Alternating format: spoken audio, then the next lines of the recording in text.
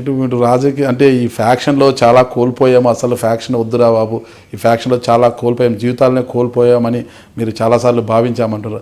అయితే ఇలాంటి సందర్భంలో అంటే మీ నియోజకవర్గంలో కానీ జిల్లాలో కానీ గ్రామాల్లో ఉన్న మీ వర్గాలు అంటే మీ అనుచరులు కావచ్చు ఇతర వర్గాల్లో ఉన్న ఫ్యాక్షన్ గొడవలు ఉంటే వాళ్ళ మధ్య సయోధ్య కుదర్చడానికి మీరు ఎందుకు చొరవ చూపలేకపోతే? మేము 100% మీరు అట్లా అనుకుంటున్నారు. మేము అట్లా ఫ్యాక్షన్ పెంచి పోషించాలనుకుంటే అంటే నీకు అన్ని విలేజ్ మీరు ఒక్కసారి కొన్ని ఫ్యాక్షన్ కాన్స్టిట్యూన్సీలు చూడండి. పాణ్యం నియోజకవర్గంలో ఫ్యాక్షన్ విలేజెస్లో వ్యక్తిగతంగా మేము నష్టపోయినాం తప్ప, మేము మాకు ఆపోజిట్ వాళ్ళు వాళ్ళతోనేం తప్ప ఇంకా వేరే సామాన్య మానవుడు కానీ లేకుంటే వేరే వాళ్ళని గురించి మేము ఎప్పుడు ఆలోచించలేదు. వాళ్ళని ఏదైనా చేయాలనేది కానీ అక్కడ కూడా చాలా వరకు ఫ్యాక్షన్ విలేజ్ చాలా దూరం పెట్టాం. చాలా వరకు కాంప్రమైజ్ చేసి చిన్న చిన్న గలాట్లనే కాంప్రమైజ్ చేసి వద్దురా మేము చెడిపోతున్నాం మీరు చెడిపోవద్దని చెప్పి విలేజెస్ అన్నీ చెప్పి మనం చేసినాం తప్ప ఎప్పుడు ఫ్యాక్షన్ ఎంకరేజ్ చేయని కూడా చేయలేదు. ఇప్పుడు మీ నియోజకవర్గంలో అంటే మీ అనుచరులకు కానీ ఇతరులకు కానీ ఫ్యాక్షన్ ఉందంటారా లేదంటారా?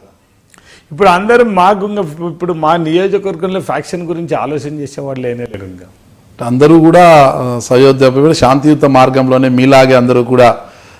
ఇప్పుడు మీకు ఒకటి చెప్తానండి, ఇప్పుడు ఒక 2 విషయాలు మీకు నిజాలు చెప్పాలి. ఫ్యాక్షన్ పెట్టుకోవడానికి ఎవడు ముందుకు రావడం లేదు. ఇప్పుడు దాంట్లో 2 కారణాలు ఉన్నాయి. అంతకుముందు కంటే నమ్మకమైన మనుషులు ఇప్పుడు ఎవరు లేడు మా ఎంబడి. మా ఎంబడి అంటే మమ్మల్ని నమ్ముకొని ఉండేటోళ్ళు కొంతమంది ఉంటారు తప్ప ఇప్పుడు ఉండేటోళ్ళని అందరూ కూడా మా ఎంబడి ఫ్యాక్షన్గా పెట్టుకొని తిప్పుకోవాలంటే మాత్రం ఈడు ఎంతవరకు రిలయబుల్ అనేది మాత్రం ఆలోచించి ఇప్పుడు వచ్చిన సెల్ ఫోన్లు వచ్చినాయి. ఫ్యాక్షన్ తగ్గడానికి మెయిన్ కారణం సెల్ ఫోన్లే.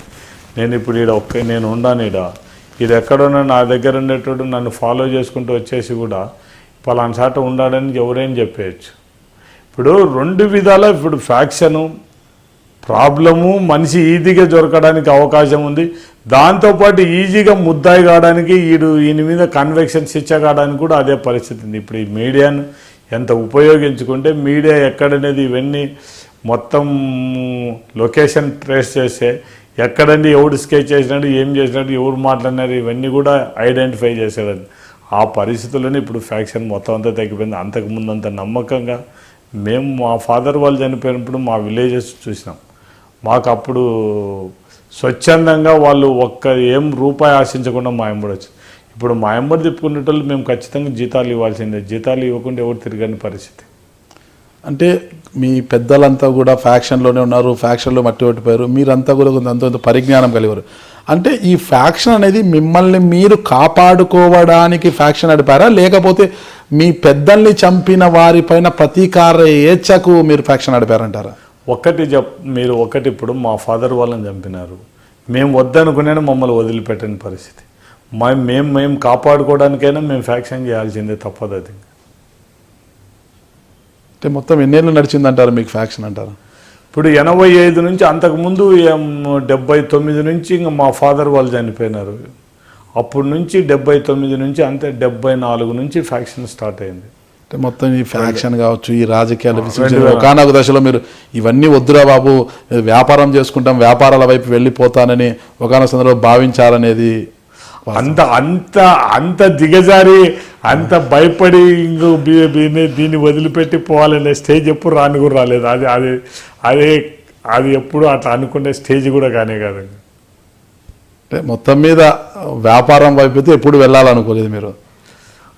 బిజినెస్లు చేయాలనుకుంటున్నాం కానీ తప్ప దీనికి భయపడి ఈ ఫ్యాక్షన్లకు భయపడి ఇంకోసారి పోయి బిజినెస్ చేయాలి అంత పిరికిగా ఆలోచించే మెంటాలిటీ కానే కాదు. ఇంకా అంటే ఇటీవల కాలంలో మీకు భక్తిభావం ఎక్కువైపోయింది అంటారు. అసలుకి దేవుణ్ణి చాలా మొక్కుతున్నారు, భక్తిభావం ఎక్కువైపోయింది.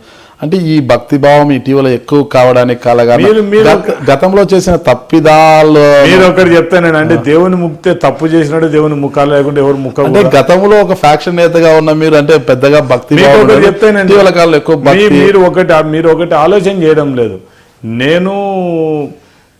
నేను ఇంటర్మీడియట్ 10th క్లాస్ చదివే తప్పు నుంచి కూడా నేను శనివారం సోమవారం నాన్ వెజిటేరియన్ తిరని పరిస్థితి నాది. నేను చదువుకునే తప్పు నుంచి కూడా మా ఫాదర్ నేర్పిన ఇప్పుడు మా ఫాదరు చాలా స్ట్రిక్ట్గా ఉన్నాడు. శనివారం కానీ సోమవారం కానీ నాన్ వెజిటేరియన్ తినకుండా, కార్తీకాలలో మాఘమాసంలో తినకుండా ఉన్నాడు. మా ఫాదర్ నేను ఇంటర్మీడియట్ నేను 10th క్లాస్ చదివేటప్పటి నుంచి కూడా శనివారం కానీ సోమవారం కానీ నాన్ వెజిటేరియన్ తినేది ఉండదు. అప్పటి నుంచి అలవాటైంది. దేవునికి ముక్కడం అనేది నేను మీకు ఒకటి చెప్తాను, నేను 85 అంతకుముందు కూడా నేను యాగంటి స్వామిని కొలిచేవాడిని. 85లో నేను నామినేషన్ వేసే ముందు, నేను కౌంటింగ్ పోయే ముందు కూడా మా ఊళ్ళో శివాలయం ఉంది. ఆ శివాలయంతో నేను మామూలుగా నేను ఎక్కడికైనా పనికి పోవాలనుకుంటే ఆ శివాలయం దగ్గర ముక్కొని పోవడం. నేను కౌంటింగ్ పోయే ముందు రోజు కూడా ఆ రోజు కౌంటింగ్ పోయేందు బనాంపల్లికు ఆడ ముక్కొనే నేను వచ్చేసినాను. అంటే నాకు అంత దేవుని మీద నమ్మకం, అంతే తప్ప నేనేదో మీకు ఒకటి చెప్తానండి, మీరు అందరూ అనుకుంటారు నేను భక్తి నేను ఎంతవరకు అంటే మనం ఉన్నంతవరకే తప్ప నేనేందో ఇంకొకటి అనేది నేను చాలా మందిని వాళ్ళు అది ఇది అని చెప్తాను. నేను దేవుని దగ్గర పోయేటప్పుడు కూడా నేను బాగుండాలని నా వల్ల ఎవరికి అన్యాయం జరగకూడదని కోరుకుంటా తప్ప నేను నాకు ఏదో కావాలని మాత్రం ఏం కూడా కోరుకోను.